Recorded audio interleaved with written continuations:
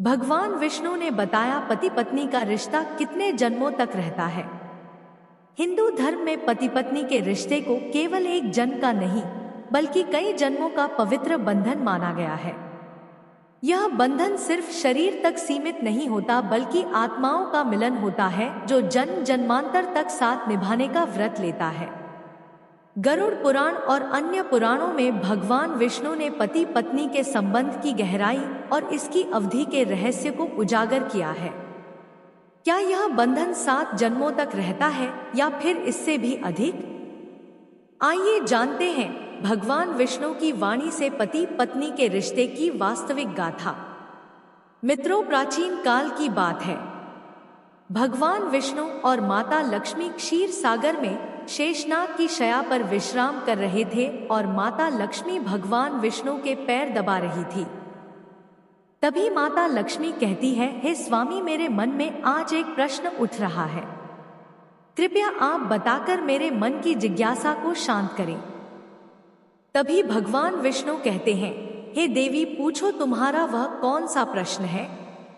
मैं अवश्य ही तुम्हें उस प्रश्न का उत्तर देने का प्रयास करूंगा। मित्रों, माता लक्ष्मी कहती हैं, हे स्वामी, मेरा प्रश्न यह है कि पति पत्नी का रिश्ता कितने जन्मों तक रहता है और कौन से पति का 7 जन्मों तक का संबंध होता है। फिर भगवान विष्णु कहते हैं, हे देवी, आपके इस प्रश्न का उत्तर महादेव की एक कथा में छिपा हुआ है। तुम इस कथा को पूरा सुनो। इससे तुम्हें पता चल जाएगा कि पति पत्नी का रिश्ता कितने जन्मों तक का होता है। तब माता लक्ष्मी कहती है, हे स्वामी, कृपया आप यह कथा सुनाइए। मैं इसे पूरे मन से सुनूंगी। फिर भगवान विष्णु कहते हैं, हे देवी, जो भी स्त्री पुरुष इस कथा को सुनते हैं वे समझ जाते हैं कि पति पत्नी का रिश्ता कितने जन्मों तक रहता है। मित्रों, उससे पहले आप सभी से निवेदन है कि इस कथा को पूरा अंत तक जरूर सुने, क्योंकि आधा अधूरा ज्ञान नरक जाने के समान होता है। और यदि आप लोग इस चैनल शर्मा इंस्पायर्ड पर नए हैं तो चैनल को सब्सक्राइब कर वीडियो को लाइक एवं शेयर जरूर करें। साथ ही कमेंट बॉक्स में जय श्री हरि विष्णु एवं जय मां लक्ष्मी जरूर लिखें। फिर भगवान विष्णु माता लक्ष्मी को कथा सुनाते हुए कहते हैं, हे देवी, एक बार की बात है। माता पार्वती शिव जी से कहती हैं, हे प्रभु, मैंने देखा है कि पृथ्वी लोक पर कुछ स्त्री पुरुष बड़े ही प्रेम से जीवन जीते हैं। यहाँ तक कि कुछ स्त्री पुरुष तो एक पल के लिए भी दूर नहीं होते, एक दूसरे को देखकर ही जीते हैं और दोनों की जोड़ी जन्म जन्मांतर तक बनी रहती है। तो हे प्रभु, मैं यह जानना चाहती हूँ कि क्या इस कलयुग में भी पति पत्नी की जोड़ी दूसरे जन्म में मिल पाती है या नहीं। और साथ ही साथ कुछ चर्चा भाग्य को लेकर भी चाहती हूँ कि जो भाग्य में नहीं होता क्या वह मनुष्य को प्राप्त हो सकता है। तब भगवान शिव कहते हैं, हे पार्वती, मैं तुम्हारे मन की बात ठीक से समझ चुका हूँ। अब मैं तुम्हें एक छोटी सी कहानी सुनाता हूँ, जिससे इस कहानी को बड़े ही मन से सुनना, क्योंकि इस कहानी को सुनने से तुम्हें 2 ज्ञान की बातें प्राप्त होंगी। पहला, स्त्री पुरुष का नाता कितने जन्मों तक रहता है, और दूसरा, भाग्य में जो नहीं होता वह कभी नहीं मिलता। मित्रों, फिर भगवान शिव कहते हैं, हे पार्वती, एक राजकुमारी थी जिसका नाम अमृता था, जो पूरी तरह से चरित्रवान थी, जिसकी शादी एक चरित्रवान राजकुमार के साथ हुई थी। दोनों ही जीवन का आनंद, सुख और वैभव के साथ ले रहे थे। उन्हें धन की कोई कमी नहीं थी। कमी थी तो एक संतान की, जिसे लेकर राजकुमारी अमृता चिंतित रहती थी। समय धीरे धीरे गुजरता गया। फिर एक दिन राजकुमारी अमृता की तबीयत अचानक बहुत खराब हो गई। फिर वह राजकुमार से बोली, प्रीतम, मैंने आपको बहुत प्यार किया है, मैंने आपकी बहुत सेवा की है, भजन पूजा भी की है, मगर मैं आपकी एक खुशी पूरी नहीं कर पाई। वह है संतान को जन्म देने की खुशी। मुझे आभास हो रहा है कि मेरा जीवन कुछ पलों में समाप्त होने वाला है। मलाल मत करना। मेरे न रहने के बाद मेरी यादों में जीवन जीना। मैं आपको वचन देती हूँ, अगले जन्म में फिर आपकी पत्नी बनूंगी, तब मैं आपकी संतान की इच्छा अवश्य पूरी करूंगी। मित्रों, इतना कहते ही उस राजकुमारी अमृता की मृत्यु हो जाती है। फिर भगवान विष्णु माता लक्ष्मी से कहते हैं, हे देवी, फिर समय आने पर एक दिन राजकुमार भी शरीर छोड़ देता है। वह राजकुमार एक ऐसे राजा के यहाँ जन्म लेता है जिसकी 10,600 रानियां थी और सब रानियों के बीच वह अकेला ही पुत्र था। उधर वह राजकुमारी भी एक ऐसे राजा के यहाँ जन्म लेती है जिसकी भी 16,600 रानियां थी और सभी रानियों के बीच केवल एक ही पुत्री थी। मित्रों, फिर भगवान शिव आगे कहते हैं, हे देवी पार्वती, जिस राजा का पुत्र था उस राजा के पास एक बहुत ही अक्लमंद और वफादार तोता था। राजा उससे बहुत सारे मामलों में सलाह लिया करता था और उसकी सलाह मानता भी था। बड़ी बड़ी मुश्किल समस्याओं में राजा तोते की सलाह अवश्य लेता था। मित्रों, फिर भगवान विष्णु माता लक्ष्मी से कहते हैं, हे देवी शिव जी पार्वती को आगे बताते हुए कहते हैं, एक दिन राजा ने उस तोते को बुलाया और तोते से कहा, है तोते, मैं तुम्हें एक बहुत बड़ी जिम्मेदारी सौंप रहा हूँ जो तुम्हें पूरी करनी है। तब तोता ने कहा, बोलिए महाराज, मैं आपके लिए कुछ भी कर सकता हूँ। फिर राजा ने कहा, है तोते, तुम तो जानते हो कि मेरा एक ही बेटा है और मैं अपने बेटे के लिए जैसी बहू चाहता हूँ, तुम्हें ढूंढकर ऐसी ही बहू लानी है। और फिर राजा ने उस तोते को अपने मन की सारी बात बता दी कि वह बहू कैसी चाहता है।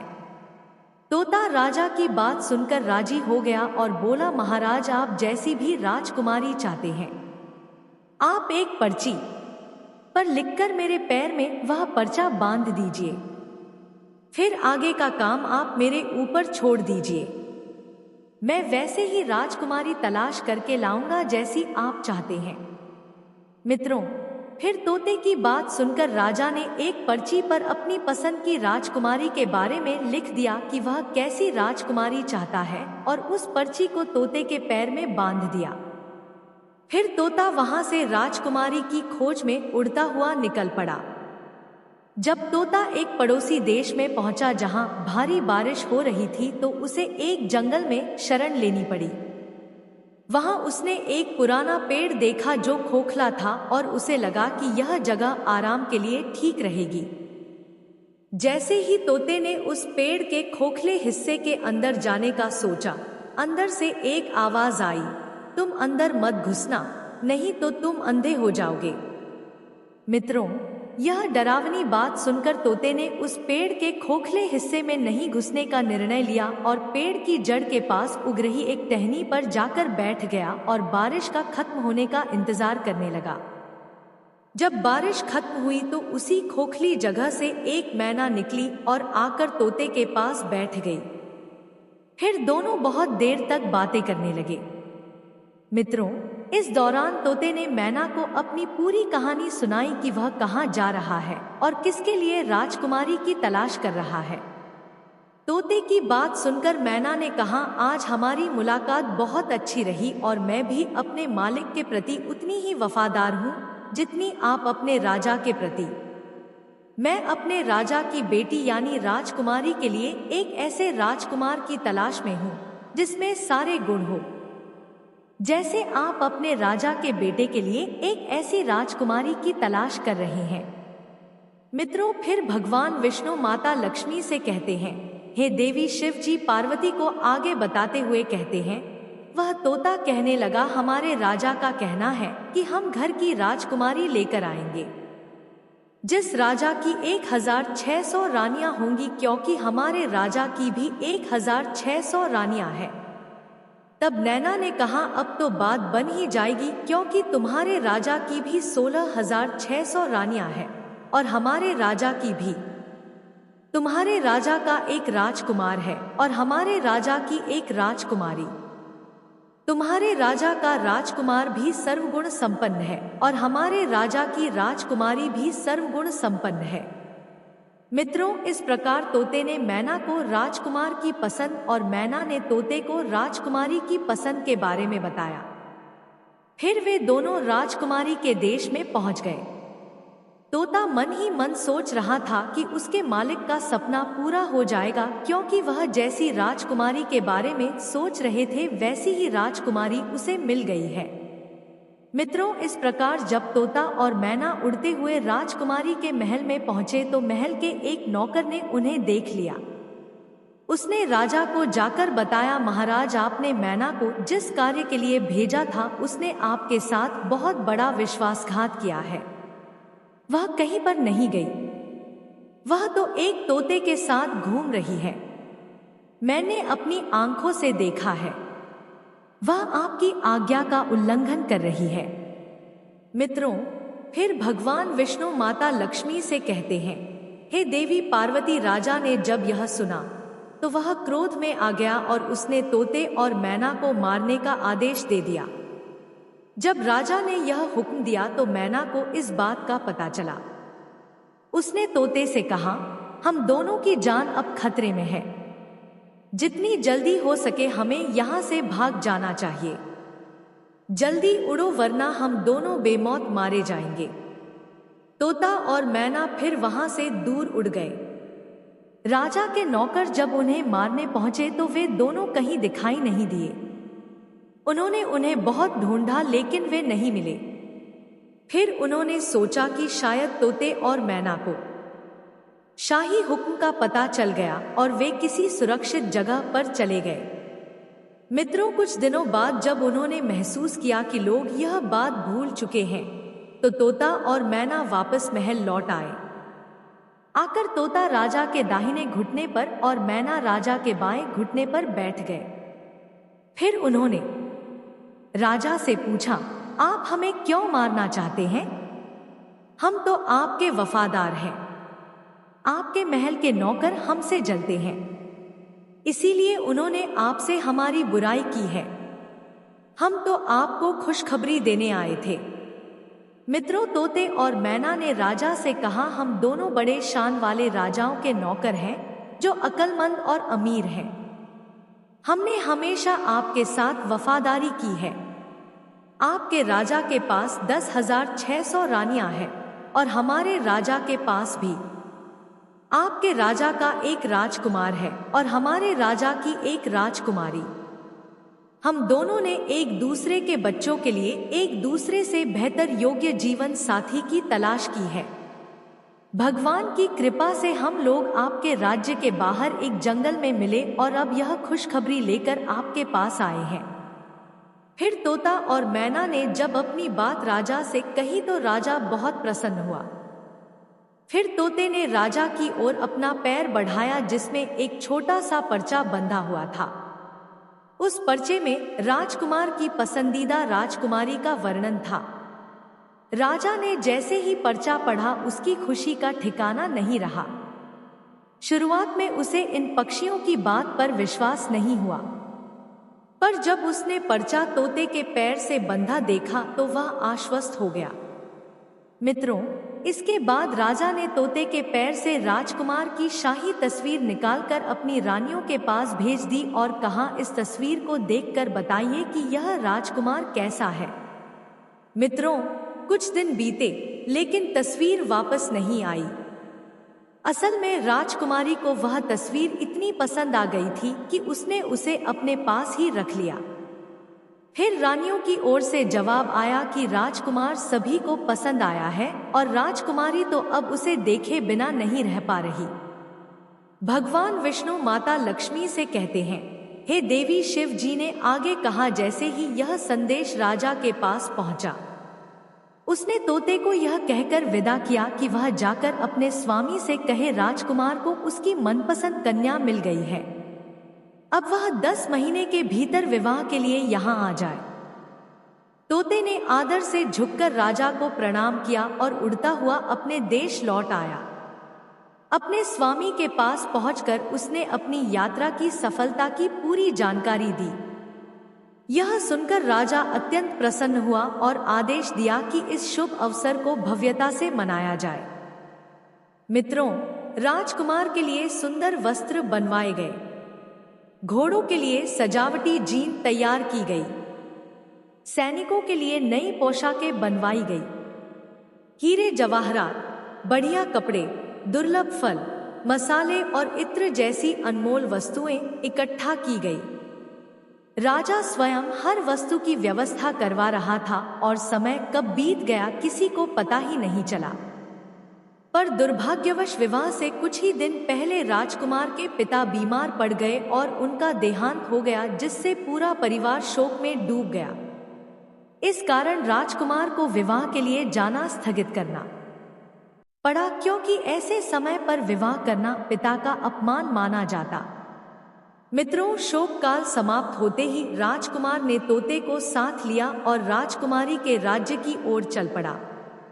उनका गंतव्य बहुत दूर नहीं था, इसलिए वह शीघ्र ही वहां पहुंच गया। उन्होंने अपना डेरा राजकुमारी के महल के पास वाले बगीचे में डाल दिया। पर यदि वह उस बगीचे में डेरा ना डालता तो बेहतर होता, क्योंकि वहीं उसका प्रिय तोता मार दिया गया। बगीचे के माली ने उसे उस समय मार डाला जब वह आम के पेड़ पर बैठा आम खा रहा था और कुछ आम राजकुमार की ओर फेंक रहा था। माली को यह व्यवहार अच्छा नहीं लगा और उसने क्रोध में आकर उसे मार दिया। मित्रों, इस घटना के कुछ ही समय बाद खबर आई कि राजकुमारी के पिता ने अब अपनी बेटी का विवाह उस राजकुमार से करने से इनकार कर दिया है, क्योंकि उसका पिता अब जीवित नहीं था। फिर कुछ दिन बाद राजकुमारी सैर के लिए निकली और इत्तेफाक से उसी रास्ते से गुजरी जहां राजकुमार ठहरा हुआ था।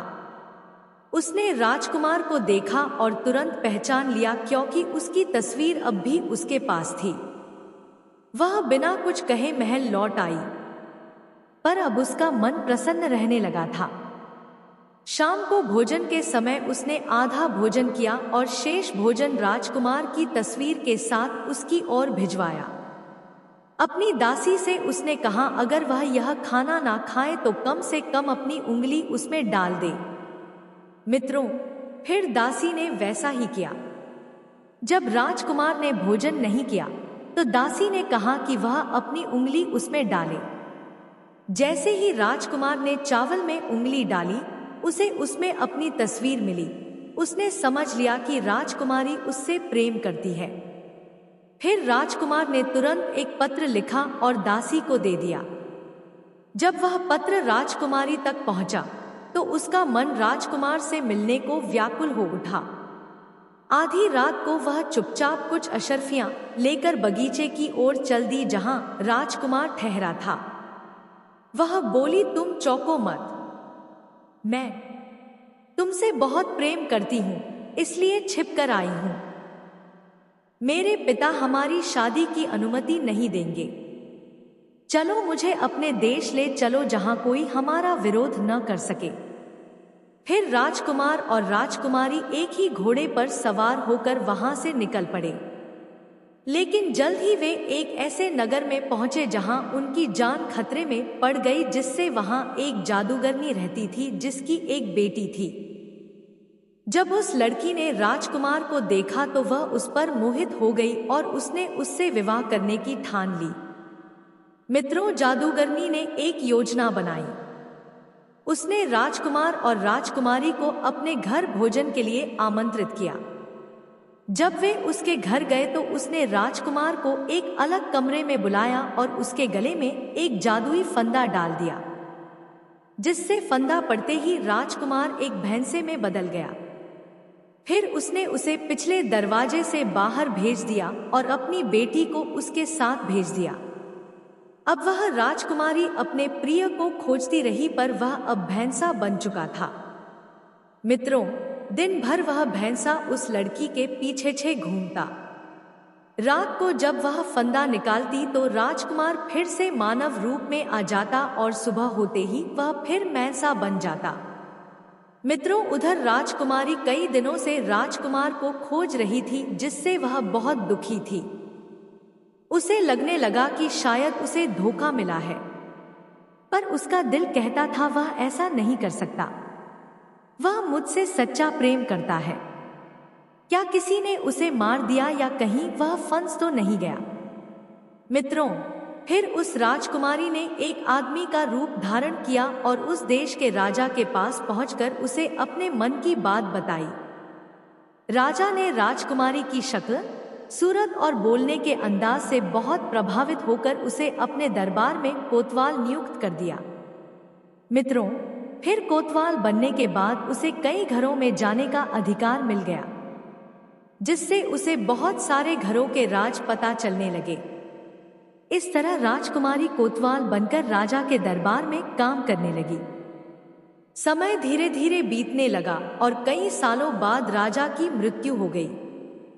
सभी नगरवासी ने उस कोतवाल को राजा बना दिया क्योंकि उसका व्यवहार जनता के प्रति बहुत अच्छा था। फिर एक दिन एक व्यक्ति भैंसा बेचने के लिए राजा के पास आया। राजा ने वह भैंसा खरीद लिया क्योंकि वह भैंसा बहुत खास था और खोई हुई चीजों को सूंघकर ढूंढ सकता था। कुछ समय बाद वह भैंसा अचानक गायब हो गया और राजा ने आदेश दिया कि सभी भैंसों को दरबार में लाया जाए। यह सूचना जादूगरनी के पास भी पहुंची। सभी भैंसें दरबार में आ गई, लेकिन जादूगरनी ने अपना भैंसा, जो असल में एक राजकुमार था, दरबार में नहीं भेजा। जब सैनिकों ने यह बात राजा को बताई तो वह क्रोधित हो गई और आदेश दिया कि उस भैंसे को दरबार में लाया जाए। जैसे ही सैनिकों ने उस भैंसे की रस्सी खींची, वह रस्सी उसके गले से निकल गई और भैंसा असल रूप में लौट आया। वह राजकुमार था। राजकुमारी ने दौड़कर राजकुमार को गले लगा लिया और जादूगरनी को पकड़वाकर कारागार में डलवा दिया। फिर राजकुमारी ने नगरवासियों से कहा, मुझे एक आदमी का रूप धारण करके आपको अपना राजा और रानी मिलने के लिए बहुत संघर्ष करना पड़ा। अब से आप हमारे राजकुमार को अपना राजा और हमें अपनी रानी मानिए। नगरवासियों ने खुशी खुशी राजकुमार को अपना राजा और राजकुमारी को रानी स्वीकार कर लिया। कुछ समय बाद राजकुमार और राजकुमारी जंगल में घूमने निकले और एक पुराने पेड़ के पास आराम करने लगे। उस पेड़ पर उन्होंने अपने पूर्व जन्म में प्रेम चिन्ह बनाया था, जो अब भी सुरक्षित था। जब उनकी नजर उस चिन्ह पर पड़ी तो उन्हें अपने पूर्व जन्म की सारी घटनाएं याद आ गई। राजकुमारी ने कहा, मुझे सब कुछ याद आ गया। मैं आपको बहुत प्रेम करती थी, मैं आपकी बहुत सेवा करती थी, परंतु मुझे एक ही दुर्ख था कि मैं आपके लिए संतान नहीं उत्पन्न कर पाई। लेकिन इस जन्म में हमें फिर से मिलकर पति पत्नी बने हैं। मुझे विश्वास है कि इस जन्म में ईश्वर हमारी सुनेंगे और हमें संतान का सुख मिलेगा। मित्रों, समय के साथ रानी ने गर्भधारण किया और एक सुंदर पुत्र को जन्म दिया। इस प्रकार वह पत्नी अपने अगले जन्म में अपने पति को पुनः प्राप्त कर उनके सुख के लिए एक पुत्र रत्न को भी जन्म देती है। भगवान विष्णु माता लक्ष्मी से कहते हैं, हे देवी, इस कथा से यह ज्ञान प्राप्त होता है कि यदि स्त्री और पुरुष एक दूसरे से सच्चा प्रेम करते हैं और आपस में कोई विरोधाभाव नहीं रखते तो उनका रिश्ता जन्मों जन्मों तक चलता है। और यदि कोई स्त्री या पुरुष धोखा देता है तो उसे भी धोखा मिलता है। इसलिए पति पत्नी का रिश्ता अटूट विश्वास का होता है। मित्रों, भगवान विष्णु ने आगे कहा, जो चीज भाग्य में नहीं होती वह कभी नहीं मिलती। जादूगरनी की बेटी का चरित्र ठीक नहीं था और वह राजकुमार को अपने जादू से हासिल करना चाहती थी, लेकिन राजकुमार का भाग्य उस राजकुमारी के साथ था, इसलिए वह हर कोशिश के बावजूद उसे नहीं पा सकी। भगवान विष्णु ने अंत में कहा, इसलिए कभी भी गलत रास्ते का चुनाव नहीं करना चाहिए क्योंकि इसके बुरे परिणाम भुगतने पड़ते हैं। जादूगरनी की बेटी को राजा ने हमेशा के लिए कारागार में डलवाया और उसका जीवन वहीं समाप्त हो गया। मित्रों, माता लक्ष्मी जी ने यह कथा पूरी सुनने के बाद कहा, है स्वामी, अब मुझे मेरे प्रश्न का उत्तर मिल गया है और मैं इस कथा से पूरी तरह संतुष्ट हो गई हूँ। तो मित्रों, यह थी आज की कथा। मैं उम्मीद करता हूँ कि आपको यह कथा पसंद आई होगी। और यदि आप लोग इस चैनल शर्मा इंस्पायर्ड पर नए हैं तो चैनल को सब्सक्राइब करें ताकि आपको हर वीडियो का नोटिफिकेशन आपके पास पहुंच सके और कमेंट बॉक्स में हर हर महादेव अवश्य लिखें। धन्यवाद।